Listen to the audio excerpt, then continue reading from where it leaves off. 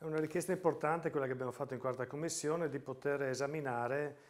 la convenzione che detta i rapporti tra concedente e concessionario sulla superstrada pedemontana veneta, quella iniziale del 2009 e quella intermedia del 2013 modificata dalla Giunta Zaia e quella che invece ci apprestiamo a esaminare del 2017 che cambia le modalità di rapporto, le tariffe, il pedaggio, chi lo acquisisce, il canone, le esenzioni. È importante soprattutto conoscere questa parte e poi sviluppare per intero il rapporto appunto tra la regione e il concessionario che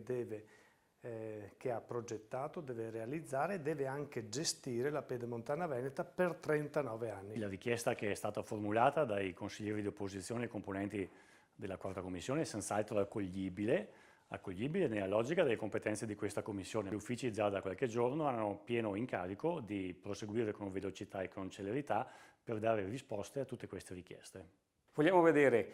quanti soldi costerà in più ai cittadini, vogliamo vedere dove sono andate a finire le esenzioni per i 250.000 cittadini che non dovevano pagare il pedaggio, vogliamo capire di più, vogliamo capire soprattutto perché dobbiamo modificare questa convenzione e perché dobbiamo la regione deve mettere le tasse ai veneti.